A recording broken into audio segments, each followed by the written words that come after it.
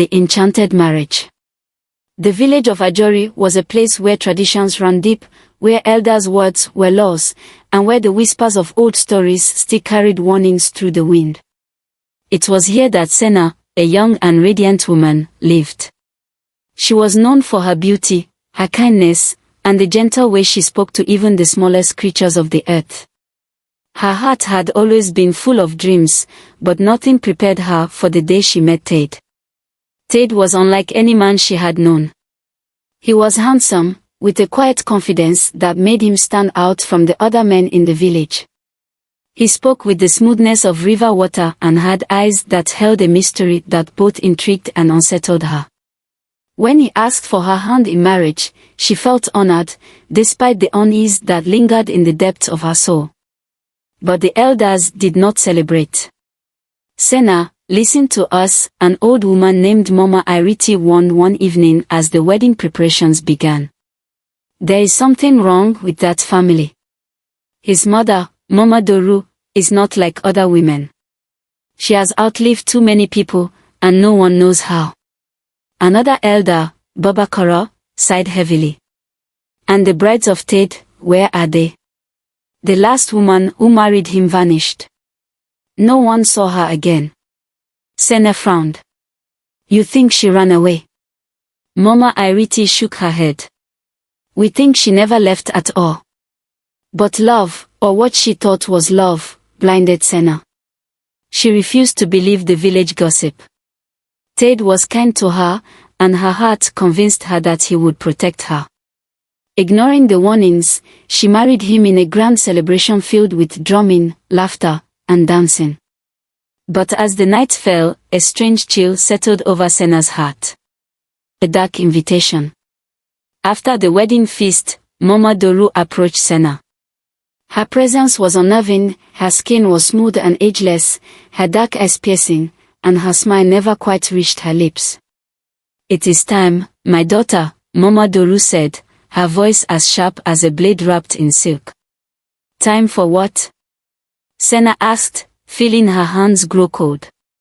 A special tradition in our family, Tade's mother replied. All new brides must follow me into the forest to receive the blessing of the spirits. Senna hesitated. Something about the way Mama Doru spoke sent a ripple of fear through her. She turned to Tade, searching his face for reassurance. Go, he said softly. Her heart sank. There was no emotion in his voice, no warmth in his gaze.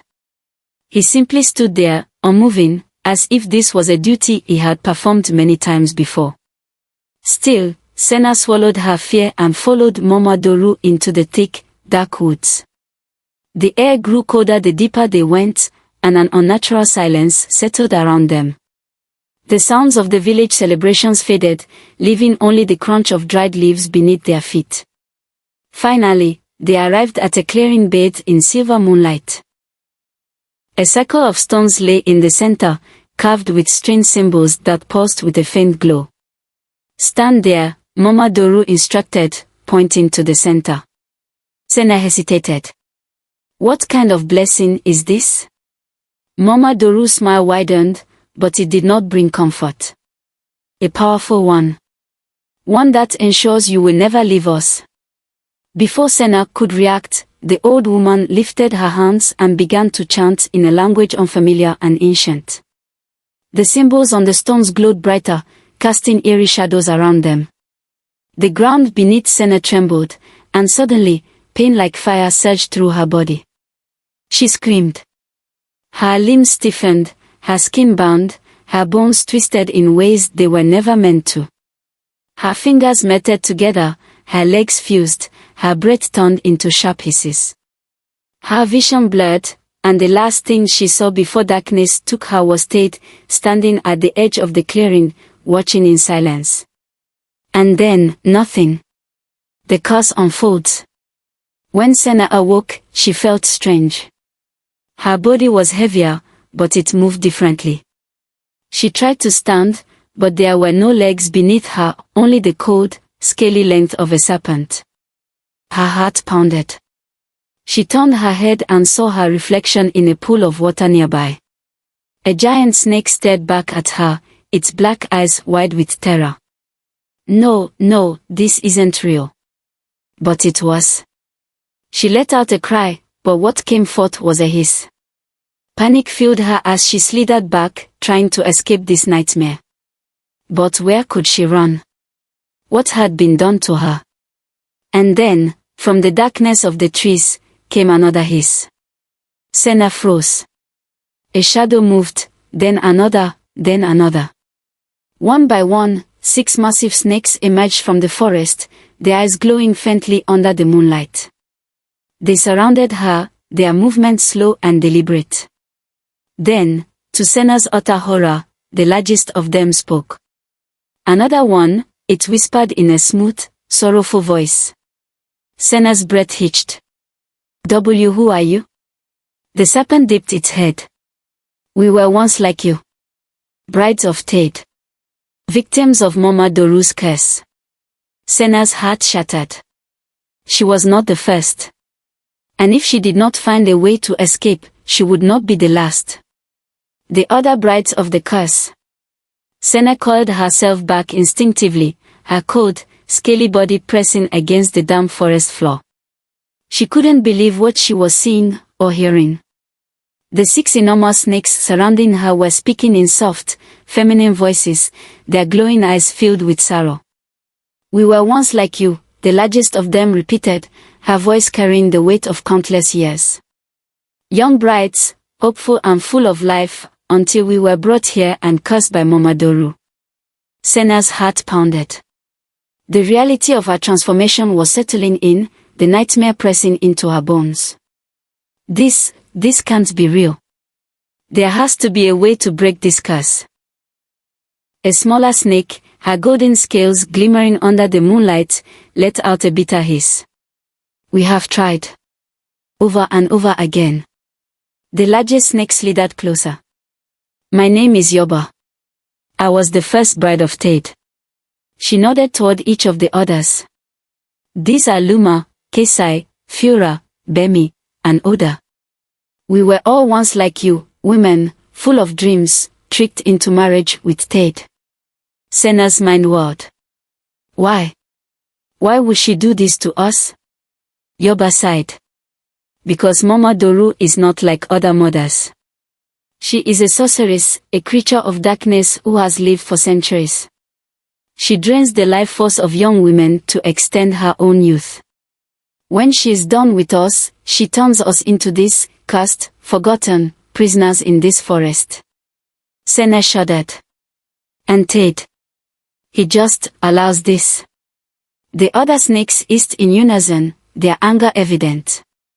He is a coward, Luma spat. He belongs to her. Whether by choice or fear, he has never defied her. He brings new brides home, pretending to love them, only to watch as his mother steals their lives. Bemi, the smallest of the snakes, coiled herself tightly. I begged him to stop her, she whispered. He did nothing. Senna trembled with rage. She had been betrayed, not just by Mama Doru but by Tade as well. But she refused to be like the others. No, she said firmly, her voice steady despite the fear that clawed at her. This isn't the end. I will not remain like this. The other snakes regarded her with weary amusement. We all thought that, Yoba said. We tried to fight. We tried to escape. But the curse binds us here. The magic of this forest is strong, it saps our strength, keeps us from living. We are trapped. Senna narrowed her eyes. Then we need to find a way to break it. There must be something we haven't tried. Fura, who had been silent until now, spoke with a low, warning hiss. There is only one thing we know for certain, the power to break the curse lies within Mama Doru. Senna's heart thudded. We must destroy her, Yoba said grimly. But no one has ever gotten close enough to do so. A silence fell over the group. Senna set her jaw. She would break this curse. No matter what it took. As the wind howled through the trees, carrying the whispers of unseen spirits, a new hope was born in the heart of the serpent bride. She would not remain a snake forever. She would fight. She would win the search for a way out. The growing suspicion. Back in Ajori, the village bustled with life as if nothing had changed. The market was filled with traders calling out their prices, women carried pots of water from the river, and children laughed as they chased each other around. But for Nori and Kito, something felt terribly wrong. Senna had been missing since her wedding night. At first, they had assumed she was simply busy adjusting to her new life. But days turned to weeks, and not once had she come to the river, the market, or the village square. "Have you seen Senna?" Nori asked an elderly woman sitting near the village entrance. The old woman squinted. "Senna? The girl who married that boy from the Doru family." She shook her head. "No, child. I have not seen her since the wedding." Kito crossed his arms. "Something isn't right. Even if she's married, why would she cut off everyone?" Nori frowned. "We need to check on her." That evening, under the dim glow of the setting sun, the two friends made their way to Ted's compound. They knocked on the wooden door. After a moment, it creaked open, revealing Mama Doru standing in the shadows. Her face was unreadable, her dark eyes colder than the night breeze. "You should not be here," she said smoothly. "We have come to see Senna," Nori said firmly. Mama Doru smiled, a slow, unsettling smile. "Senna is on a long journey. She will not be returning anytime soon." Kito exchanged a glance with Nori. "Where did she go?" "That is not your concern," Mama Doru replied. "She is my daughter now." The door slammed shut. Something was very, very wrong. Whispers of a sorcerer.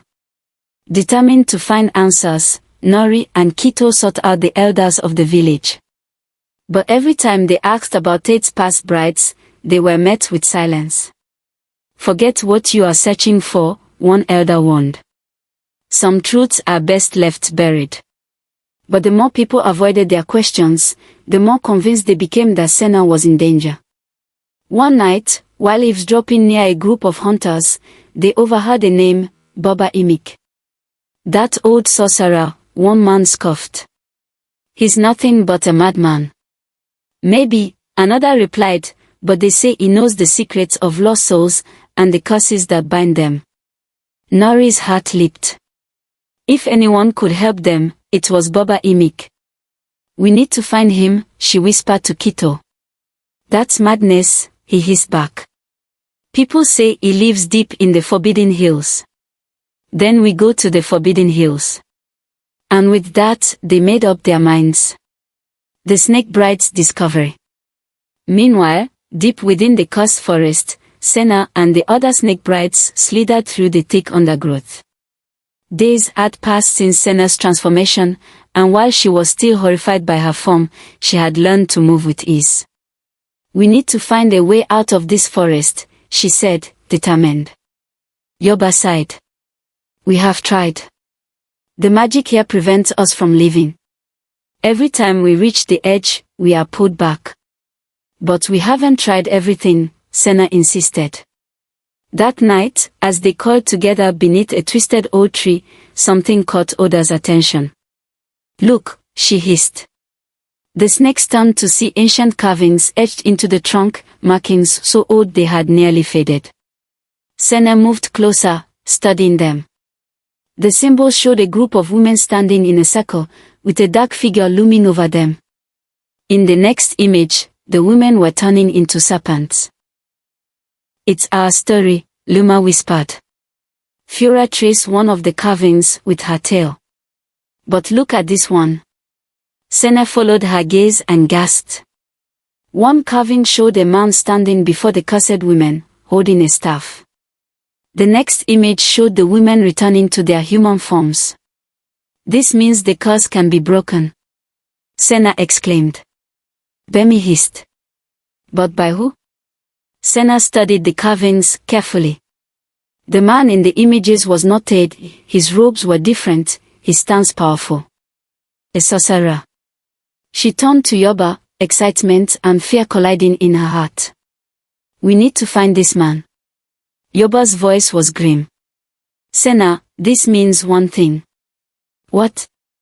If the curse can be broken, then Momodoru must be destroyed. Senna's breath hitched. No one had ever dared to challenge Momodoru before. But for the first time since she had been cursed, she saw something more than despair. She saw hope. The betrayal and the plan. The journey to Baba Imik. The road to Baba Imik was not an easy one. Nori and Kito had heard countless stories of the mysterious sorcerer who lived beyond the Forbidden Hills, deep in the shadowed valley where the air was thick with ancient magic. Some said he was a madman, others a powerful spirit who took human form. They traveled for 2 days, guided only by the whispers of the wind and the warnings of the trees. On the 3rd day, as the sun dipped behind the cliffs, they arrived at a small stone shrine, hidden between 2 towering boulders. An old man sat cross-legged before a flickering fire. His skin was dark and weathered, his eyes piercing yet calm. Baba Imik. I know why you have come, he said before they could speak. His voice was like the rustling of dry leaves. You seek to break a curse that has bound many before her. Nori stepped forward. Please, Baba Imik. Our friend Senna, she and others have been turned into serpents by the sorcery of Momodoru. We need your help. The old sorcerer nodded slowly. The curse is powerful, crafted in ancient blood magic. It cannot be undone by simple means. Kito clenched his fist. Then what must we do? Baba Imik stared into the fire for a long moment before answering. You must bring the snake brides here, to my sacred shrine. Only on this land, where the spirits of truth walk, can I undo what has been done. But how do we get them out of the forest? Nori asked. Momodoru's magic keeps them trapped. Baba Imik's face darkened. Momodoru is the key. Her magic is bound to them. If she is weakened, even for a short time, the curse will loosen, and they will be able to leave the forest. Kito's voice was tense. Are you saying we have to fight her? The old man nodded. You must find a way to lure Momodoru away from her home. Only then can the serpent brides escape. A heavy silence settled between them. Nori took a deep breath. Then that is what we will do. A mother's hold on her son. Back in the village, Tate sat in the courtyard of his home, staring at the moonlit sky. The weight of his past sins pressed against him like a stone. He had watched Senna, watched her cry, watched her beg, before his mother had transformed her. And he had done nothing. But something inside him was shifting. For the first time, he felt the depth of his betrayal. He had spent his life under Momodoru's shadow, following her will, never questioning her darkness. But how much longer could he live like this? Could he ever be free of her? A voice broke his thoughts. You are troubled, my son. Tate turned sharply. Momodoru stood behind him. She stepped closer, her black robes whispering against the ground. Do not waste your thoughts on things that do not matter, she murmured. You know your place. Tate clenched his jaw. And if I no longer wish to know it? A dangerous smile curved her lips. Then I shall remind you. She raised a single finger, and Tate felt his breath tighten in his chest. An unseen force gripped his throat, his lungs burning. Momodoru leaned closer. You are my son. You belong to me. The invisible grip released, and Tate gasped, stumbling back. Momodoru's expression softened, but her eyes remained cold. Do not question me again. And with that, she vanished into the shadows. Tate fell to his knees, shaking. For the first time, he realized something terrifying. His mother would never let him go. The plan to free the snake brides. The night was thick with tension as Nori and Kito gathered the bravest men of Ajori in secret. The plan was dangerous: lure Momodoru away, weaken her magic, and free the snake brides before she could return. Nori's voice was firm. We must act quickly. The longer we wait, the stronger she becomes. A tall warrior, Bod, frowned. And how do you propose we lure a sorceress away from her lair? Kito grinned. By playing with her pride. They had learned one thing about Momodoru: she was vain. She believed herself untouchable, feared by all. If she thought someone was challenging her power, she would come. A young hunter, Ikena, nodded. Then we must make her believe she is under attack. The plan was set.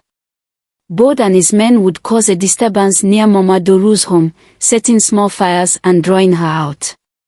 Meanwhile, Nori and Kito would rush to the forest to lead the snake brides toward Baba Imik's shrine. They had one chance. If they failed, Momodoru would destroy them all. The deadly trap. But Momodoru was already suspicious. She felt the shift in the air, the growing defiance, the stirring of rebellion. She stood in the dark of her hut, staring into a bowl of black water, where visions swirled like smoke.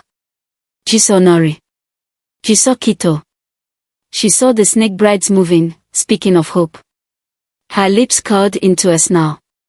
They dare defy me. She turned to a dark corner of her hut and whispered in an ancient tongue. A shadow moved. Two red eyes opened.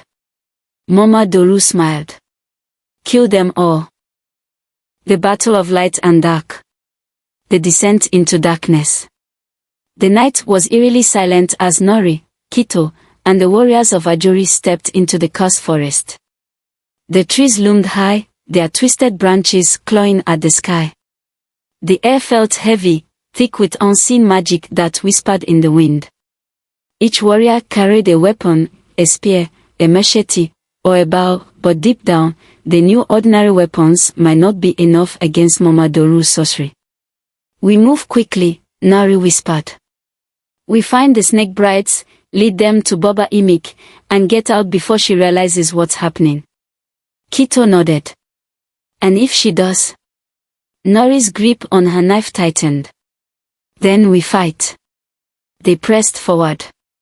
But just as they neared the clearing where the snake brides waited, a low growl rumbled through the trees.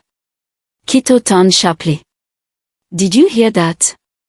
A rustling sound. Then another. The air grew colder. A shadow moved between the trees. Then, a monstrous creature lunged from the darkness. It was twice the size of a man, its body made of twisted roots and black mist, its eyes burning like red embers. The warriors barely had time to react before it swung a massive claw, sending two men crashing into the undergrowth. Another creature emerged. Then another. Momodoru had summoned her demons. Stand your ground. Bod, the lead warrior, shouted. The warriors fought bravely, their spears flashing in the moonlight, but the creatures were unnatural, absorbing their strikes with dark magic. Nori and Kito darted through the chaos, dodging attacks as they raced toward Senna and the snake brides. Senna! Nori called out. We have to move, now. The massive serpents coiled, ready for battle. We are not running, Senna hissed, her golden eyes flashing. She launched herself at the nearest creature, her powerful tail slamming it into a tree. The other snake brides followed, their fangs sinking into the demonic monsters, their bodies wrapping around them in an effort to crush them into nothingness. It was serpent against shadow, human courage against dark sorcery. And the battle had only just begun. Tade's betrayal. Far from the chaos, in the darkness of their home, Tade stood before his mother. Momodoru's hands moved over her black staff, the source of her power. The twisted wood pulsed with dark energy, feeding off the suffering she had inflicted for years. You feel it, don't you? She whispered, her voice slithering like a serpent. The air is shifting. They think they can take from me. Tate's chest was tight. He could feel his mother's magic wrapping around him like chains. They will fail, Mama Doru murmured. Because I do not lose. Tate looked at her. For the first time, he saw the monster she truly was. And in that moment, he made his choice. No more. With a sudden burst of courage, he lunged forward, grabbing the magical staff and yanking it from her grasp. Mama Doru spun, eyes wide with fury. What are you doing? Tate smashed the staff against the ground. The air shuddered, and for the first time, his mother screamed. The power she had hoarded for centuries began to unravel. The reversal ritual begins. Baba Imik stood in the shrine, his eyes closed, his voice deep in ancient chants.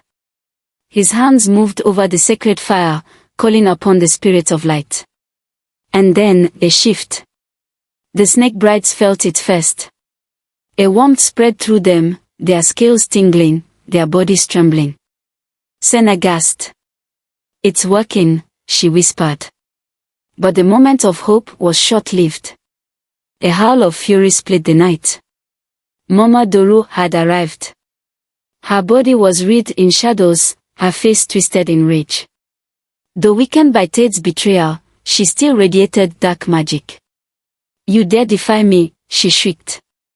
With a wave of her hands, the sky darkened, and the ground beneath them cracked. The warriors and snake brides were thrown back, the ritual disrupted. No! Baba Imik roared. Mama Doru stalked forward, her eyes glowing like burning coals. You think you can take my power? I am eternal. Senna struggled to rise. Her vision blurred, her body half serpent, half human, caught between forms. She looked at her friends, her fellow brides, her family. And she knew what had to be done. The final battle. With the last of her strength, Senna lunged at Mama Doru. She coiled her massive body around the sorceress, squeezing with every ounce of her remaining power. Mama Doru screamed. Her magic flared, but without her staff, it was unstable, weak, fading. You will not win, Mama Doru rasped, her nails clawing at Senna's scales. Senna's golden eyes blazed with defiance. I already have. With a final, mighty twist, she dragged Mama Doru into the sacred fire. The flames roared, engulfing them both. The sorceress's shriek was deafening, her power consuming her, devouring the darkness she had created. And then, silence. The fire crackled. The air stilled. Mama Doru was gone. And Senna. Senna was human again. She lay on the ground, gasping, her hands trembling. Around her, the other snake brides also stirred, flesh and blood once more. The curse was broken. Tears filled Senna's eyes as Nori and Kito rushed to her side, pulling her into a tight embrace. You did it, Nori whispered. Senna smiled. No, we did. The curse is broken. The awakening. The first thing Senna felt was the warmth of the earth beneath her. It was different from the cold, damp forest floor she had known as a serpent. Her fingers twitched. Fingers. She gasped, sitting up quickly. Her hands, her legs, her body was human again. A soft cry echoed beside her. She turned to see the other women, the former snake brides, touching their faces, their arms, their hair in disbelief. We are free, whispered Yoba, tears streaming down her cheeks.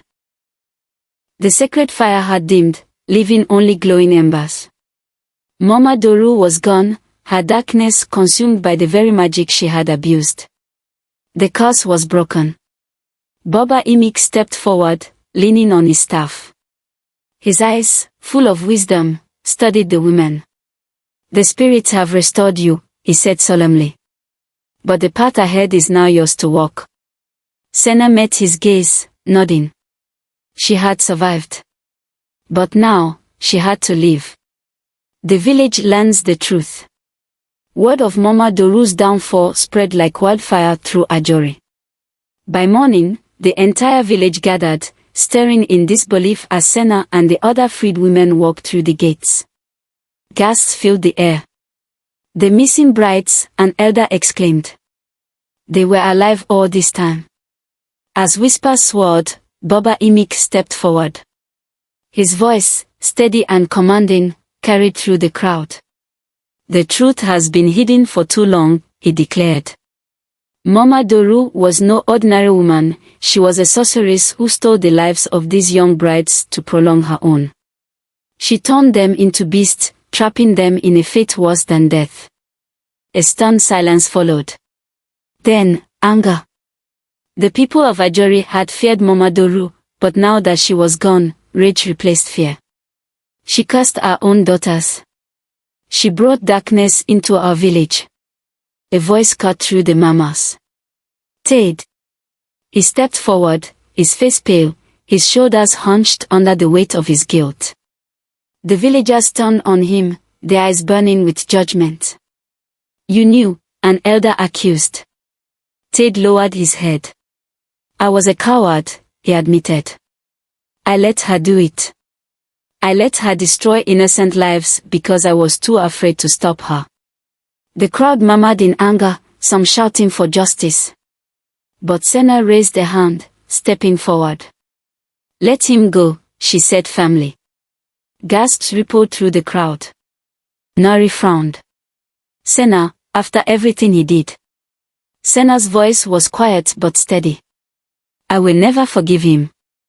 But keeping him here will not undo what has happened. Tade met her gaze, something breaking inside him. He turned away from the crowd and began walking toward the distant hills. He never looked back. He would carry his guilt forever. Rebuilding and redemption. Days passed. The village, once shadowed by Mama Doru's evil, began to heal. The snake brides were given new homes, welcomed back into the community. Some reunited with families who had believed them dead, others, like Yoba, had no one left. But they were no longer alone. Senna returned to her home, but she was not the same girl who had once dreamed of marriage and fairy tales. She had faced darkness and survived. And now, she had a new purpose, to help others never fall into the same trap. She spent her days teaching young women to listen to warnings, to trust their instincts, and to never let love blind them to the truth. And she was not alone. At her side, always, were Nori and Kito. They had risked everything to save her. They had never given up on her, even when she had refused to listen. Because that is what true friendship is. When the village elders honored them in a great feast, Nori and Kito stood together, smiling as the people called them heroes. But Nori only shook her head. We are not heroes, she said. We are simply friends who refuse to let each other go. A story of strength, courage, and friendship. As time passed, the tale of Mama Doru's curse became legend. Parents told their daughters the story, warning them to choose love wisely, to listen to wisdom, and to never be blinded by charm. Warriors whispered of the night Nori, Kito, and the snake brides stood against the dark. And in the hearts of all who heard it, one lesson remained clear. Evil may seem powerful, but it cannot stand against unity, courage, and the light of truth. The end.